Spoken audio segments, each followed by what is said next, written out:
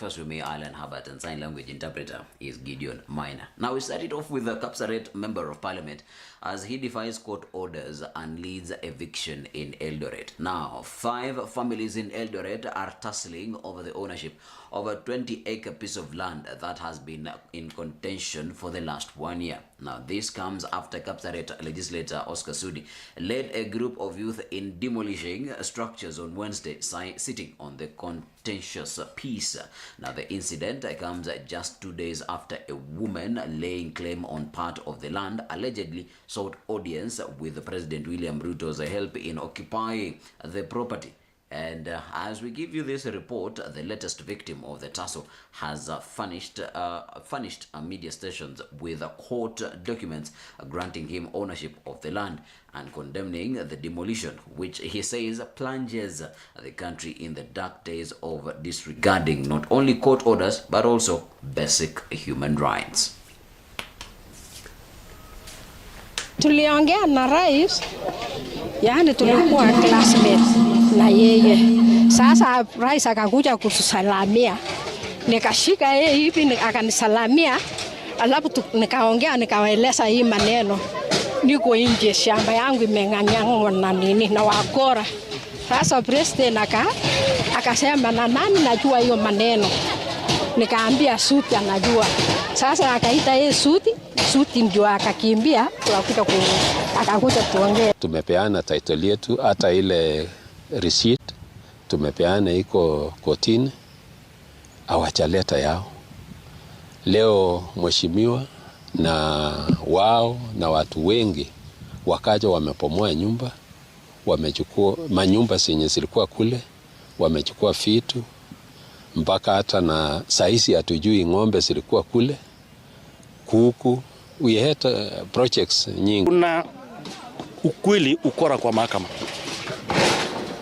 Na ni watu kutoka tribe moja ukifuatilia vizuri. Hii makesi yote Eldoret, we must do something. Hatuwezi kubali kuendelea hivyo. If there is anybody ako na question mark ama ako na tu sababu ama ako na nini, awachana na kila mtu anistake mimi. I don't know where mheshimiwa alipata wapi nguvu hiyo, ingawaje hatutaki kusema ati vile alisema yeye mwenyewe ati ametumwa sijui na nani. We don't want to say yeye mwenyewe ndiye alikuja. From that now to Ruto allied members of parliament begin public hearings on housing levy. Now the public hearings for the Affordable Housing Bill 2023 commenced in Narok and Embu counties despite a court order stopping the exercise from being conducted until the matter is heard and determined. Now the two events, which ran concurrently through a town hall setup, saw individuals and interest groups give their submission to a joint parliamentary committee dominated by Kenya Kwanza members of parliament. Now presiding over the matter. Now with the latest update on the restructuring process of the housing tax. Here are the full details.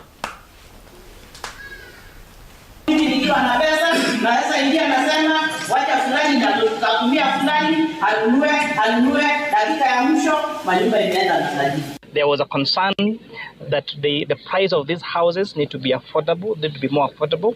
So the sample of the houses in the market, there was a fear that we need to have houses that are slightly cheaper than that. Kuna sheria hiwezi pitishwa na sisi bila kuuliza nyinyi pia msome hiyo sheria kabla hatujapitisha, msome vizuri, mtuambie nyinyi mnaonaje, mngetaka tubadilishe nini.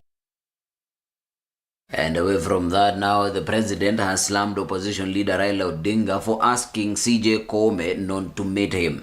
Now, President William Ruto and Azimio leader Raila Odinga continue to differ over the planned dialogue between the executive and the judiciary. The president lashed out at opposition leader Raila Odinga for dissuading the Chief Justice against holding dialogue with the executive, as Raila maintained that the meeting was a play to intimidate judges to give favorable rulings to the government. Ruto lazima aheshimu mahakama. Tunaambia hakimu mkuu Martha Koome, wacha hii mambo ya usharati. wacha usharati, hapana kwenda kuolewa na executive. Na yeye sasa anasema mimi nakubali sasa tuende kwa pamoja, tukae pamoja. Bwana, hiyo hatutaki bwana. Wewe simama imara bila unisema ati mahakama iko independent. Mahakama inatoa uamuzi kulingana na sheria na katiba. Mimi nasikia mtu ya kitendawili amesema ati tusiongee. Sasa mimi nashangaa hii dunia. Si mimi niliongea na yeye juzi. Wakati alikuwa analalamika ati mambo ya sijui nini. Si niliongea na yeye. Mbona hataki mimi niongee na wengine? Kwani Kenya ni yake peke yake? Wacha hiyo mchezo. Those who are opposed to any conversation amongst Kenyan institutions so that we can sort out the challenges that face development in our country are the ones that have been recruited by the cartels, by the crooks, by the saboteurs, so that they can continue to benefit to the disadvantage of the people of Kenya.